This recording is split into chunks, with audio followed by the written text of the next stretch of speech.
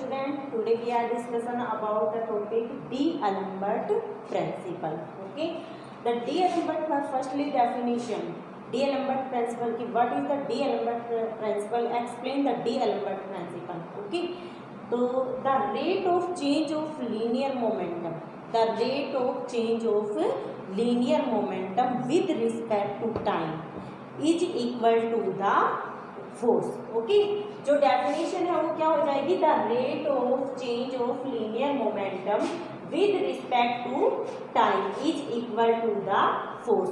तो यहाँ पे हमने according to Newton second law of motion, Newton second law of motion के अनुसार यदि F I force is external on a dynamical system, ये कह रहे कि न्यूटन सेकंड लॉ के अनुसार यदि जो एफ आई फोर्स है वो एक्सटर्नल हो डायनामिकल सिस्टम के ऊपर, देन फ्रॉम न्यूटन्स लॉ, फिर हम न्यूटन्स लॉ से क्या प्रूव करते हैं?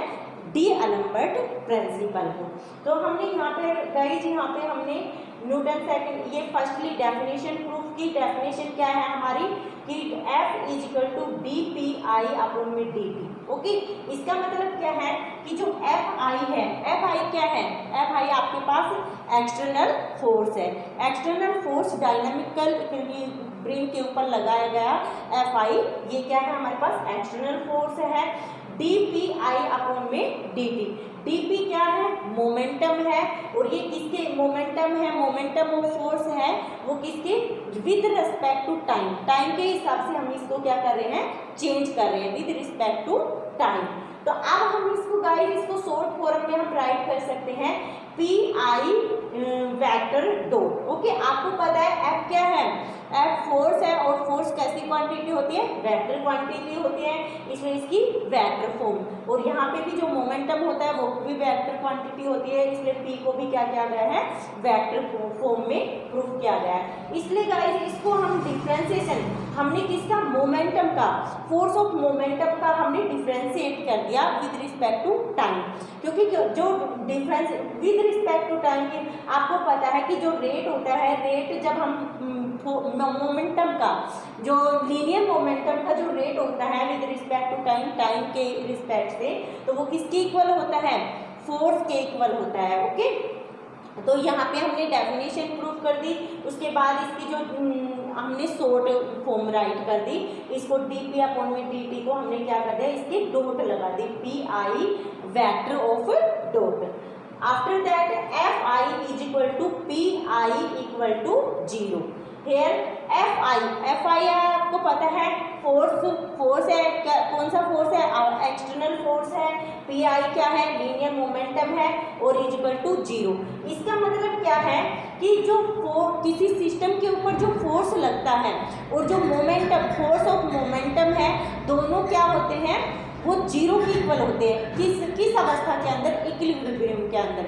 जब क्या फोर्स इक्विलिब्रियम के अंदर लगता है तो दोनों ही फोर्स किसके इक्वल होते हैं? 0 के इक्वल होते हैं. उनकी जो वैल्यू होती है वो क्या होती है? 0 की. यहाँ आई का मतलब क्या है कि ith पार्टिकल मतलब number of particle on the system. कितने मतलब किसी सिस्टम के ऊपर कितने पार्टिकल, कितने नंबर ऑफ पार्टिकल हैं वो हम करें. जैसे कि फॉर एग्जांपल आप ले सकते हो कि आपके पास इक्विलिब्रियम सिस्टम है और उसके ऊपर फोर्स अप्लाइड कर रहे हो, तो फोर्स अप्लाई करने के बाद जो नंबर ऑफ पार्टिकल है आप यहाँ पे I1 ले सकते हो, 1 1 2 2 3 3 up to n. Okay, up to infinite number of particle आप ले सकते हो, कितने भी नंबर ऑफ पार्टिकल ले सकते हो. और किसी सिस्टम के ऊपर जो दोनों फोर्स होते हैं वो क्या होते हैं? उनकी जो इक्विलिब्रियम अवस्था के अंदर 0 वैल्यू होती है. ओके, 0 के इक्वल होते हैं, सॉरी, उनकी 0 के इक्वल होते हैं. तो आप after that F I is equal to minus P dot I equal to 0. That is first equation. This is the first equation. ये हमारी फर्स्ट इक्वेशन है. ओके, आपको पता है एफ क्या है? फोर्स है. पी मोमेंटम है. अब हमने क्या कर लिया? जो मोमेंटम है अगर हम इसको इस साइड में लाएंगे तो ये क्या हो जाएगी? रिवर्स डायरेक्शन में आ जाएगी. रिवर्स के कारण ये क्या किस में हो जाएगी? माइनस साइन हो जाएगा. जो मोमेंटम है, मोमेंटम ऑफ फोर्स है, वो क्या हो जाएगा? माइनस में हो जाएगा रिवर्स में लाने के बाद. और ये इक्वल टू 0. ये हमारी क्या हो जाएगी? Equation first. यहाँ पे जो हमारी इक्वेशन फर्स्ट बन गई है। After that net work done. अब इसका हम किसी सिस्टम के ऊपर जब वर्क डन अप्लाई करते हैं, वर्क करते हैं, कार्य करते हैं, तो क्या हो जाएगा कि summation of I is equal to 1 से लेकर n तक और F I minus P I into del R I. इसका मतलब क्या है कि जो i इज इक्वल टू 1 से लेकर n तक, मतलब जो सिस्टम के ऊपर जितने फोर्स लग रहे हैं, कितने नंबर ऑफ फोर्स हैं, फिर n तक जिनकी वैल्यू i से लेकर i इज इक्वल टू 1 से लेकर n तक, क्योंकि ith नंबर ऑफ पार्टिकल थे सिस्टम के ऊपर, हमने ये ith नंबर ऑफ पार्टिकल ले रहे हैं, तो i इज इक्वल टू 1 से लेकर n नंबर ऑफ पार्टिकल ले सकते हैं। समीशन भी कर दिया, ये summation of i is equal to 1 से लेकर n तक। इसके बाद एफ आई, ये हमारी जो इक्वेशन फर्स्ट है, इक्वेशन फर्स्ट से हमने नेटवर्क, अब वर्क डन कर रहे हैं, नेटवर्क निकाल रहे हैं हम कि इनके ऊपर कितना कार्य किया गया। तो net work done F I minus P I dot और into del R I. Del R I ये हमारे पास क्या है, डेल आर आई मतलब ये वर्चुअल डिस्प्लेसमेंट है। ये क्या है, del R I virtual displacement है, किसी सिस्टम के ऊपर वर्चुअल डिस्प्लेसमेंट है। ओके, आफ्टर दैट फ्रॉम 1, अब इक्वेशन फर्स्ट से लेंगे, ये हमारी इक्वेशन फर्स्ट हो गई। इक्वेशन फर्स्ट से क्या हो गया, W is equal to, W क्या हो गया, वर्क डन हो गया, I इज इक्वल टू 1 से लेकर n तक ith नंबर ऑफ पार्टिकल हो गए। इसके बाद F I into del R I minus summation of i is equal to 1 से लेकर n तक P I into del R I is equal to 0।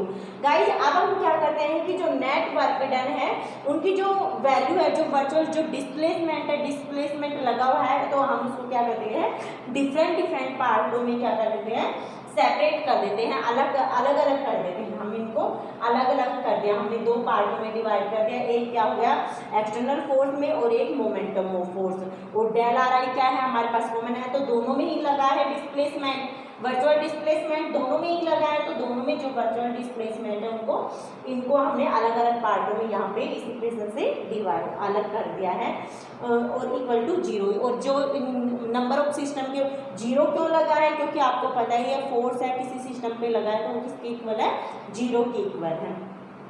After that we have F I is equal to F I A plus F I C. अब यहाँ पे जो F I है आपको पता है आई पार्टिकल है, और एफ आई ए क्या है, ए यहाँ पे जो एफ आई ए है एक्चुअल फोर्स है, क्या है, एक्चुअल फोर्स है, प्लस एफ आई सी ये क्या है, फोर्स ऑफ कंस्ट्रेंट, और ये क्या है, फोर्स ऑफ एक्चुअल। अब गाइस ये क्या है हमारे पास, ये जो सिस्टम ये क्या है, तो ये है कि जो नंबर ऑफ पार्टिकल, जितने नंबर ऑफ पार्टिकल सिस्टम के ऊपर, जितने फोर्स लगाए जाते हैं पार्टिकल के ऊपर, तो वो जो फोर्स है वो क्या होता है, किसके, जो दोनों जो फोर्स के, जो हमारे जो फोर्स है, लगाया गया फोर्स है, वो फोर्स ऑफ एक्चुअल और फोर्स ऑफ कंस्ट्रेंट दोनों के बराबर होता है। और आपको पता है गाइज की आपको पता है, हम मान लो कोई भी हैवी वस्तु ले लेते हैं और उसको नीचे लटका देते हैं, लटकाने के बाद अब क्या होता है, लटकाने के बाद उसको क्या होता है कि उसमें जो वजन होता है, वजन के कारण एक तो फोर्स हम क्या करते हैं उसके ऊपर अप्लाई करते हैं, एक तो अप्लाइड फोर्स होता है, और एक जो उसका जो तनाव होता है उसके अंदर, जो स्प्रिंग के अंदर जो भी जो सिस्टम, तो वो क्या होता है, फोर्स ऑफ कंस्ट्रेंट होता है। ओके, तो इसलिए जो फोर्स ऑफ कंस्ट्रेंट और फोर्स ऑफ एक्चुअल है किसी सिस्टम के ऊपर, तो वो किसके इक्वल होते हैं, फोर्स के ही इक्वल होते हैं। ओके, आफ्टर देन तब अब क्या होगा गाइज, आई इक्वल टू 1 से लेकर n तक ये हमारी इक्वेशन स्टार्टिंग से बन रही है। अब हम जो इक्वेशन अब इसको इसमें पुट कर देंगे, फोर्स ऑफ एक्चुअल फोर्स हो गया, ये हमारे पास क्या हो गया, actual force del R I, displacement आपको पता है, चाहे वो एक्चुअल फोर्स हो, चाहे वो एक्चुअल कंस्ट्रेंट फोर्स हो या फिर फोर्स हो, तो क्या डिस्प्लेसमेंट तो उनका होगा ही, डिस्प्लेसमेंट पे तो होगा ही, तो आप इसको डिस्प्लेसमेंट इनके अलग अलग जो पार्टों में, यहाँ पे प्लस का साइन है, ये एक्चुअल फोर्स कर दिया, प्लस यहाँ पे force of constant del R I minus हमारे पास जो वैल्यू यहाँ पे बच गई थी माइनस फोर्स ऑफ मोमेंटम। ये सारे जो फोर्स है वो इक्विलिब्रियम के अंदर है, इसलिए हमने किसको कर दिया इक्वल टू जीरो, जीरो के इक्वल हो गए। अब हमारे पास जितने भी इस सिस्टम के ऊपर जितने भी फोर्स लगे हुए हैं वो उनकी जो वैल्यू हो गई वो क्या हो गई zero. Okay, after that if यदि work done due to F I C is zero, यदि कह रहे हैं कि वर्क डन लगाने के बाद अगर चेंजमेंट आता है, यदि हमारे पास कह रहा है कि F I C force of constant है वो उसकी वैल्यू हम जीरो कर दे, अगर वो जीरो ही आए, वर्क डन अप्लाइड करने के बाद जीरो वैल्यू आती है तो क्या होता है कि हमने यहाँ पर फोर्स ऑफ कंस्टेंट को जीरो शो कर दिया, जीरो वैल्यू में पुट कर ये जीरो हो गई, ये तो हमारे पास क्या आ गई हमारे पास जीरो वैल्यू। अब हमारे पास फ्रॉम 2 and 3 इक्वेशन 2 हमारे पास ये बन गई और इक्वेशन 3 हमारे पास फोर्स ऑफ कंस्टेंट की जीरो वैल्यू आ गई। ये हमारे पास फोर्स ऑफ कंस्टेंट है तो इसकी क्या वैल्यू हो गई जीरो वैल्यू हो गई। ओके, अब फ्रॉम 2 and 3 2 और 3 में अब आपके पास क्या बच गया, आपके पास 2 और 3 में क्या बच गया, जो फोर्स ऑफ कंस्टेंट है वो तो जीरो, उसकी तो वैल्यू जो जीरो हो चुकी है। अब इसके बाद आपके पास बच गया समीकरण ऑफ आई इक्वल टू 1 से लेकर n तक F I A force of actual del R I plus समीकरण ऑफ आई इक्वल टू 1 से लेकर n तक P I P dot I ये फोर्स ऑफ मोमेंटम है इनटू डेल आर आई ये क्या है virtual displacement equal to zero. ये किसके इक्वल होगा जीरो के equal. This is the D'Alembert principle. यही गाइज हमारा डी-एलेम्बर्ट प्रिंसिपल है। इसको बाद में अगर आप इसमें रिवर्स डायरेक्शन में लाना चाह रहे हो तो ये माइनस जीरो हो जाएगा, इसको आप ऐसे भी राइट कर सकते हो, बट हमारा जो डी-एलेम्बर्ट प्रिंसिपल है वो यहाँ पे प्रूफ हो चुका है। गाइज यदि आपको मेरा वीडियो पसंद आया हो तो प्लीज़ इसको लाइक करना, शेयर करना, सब्सक्राइब करना। Thank you.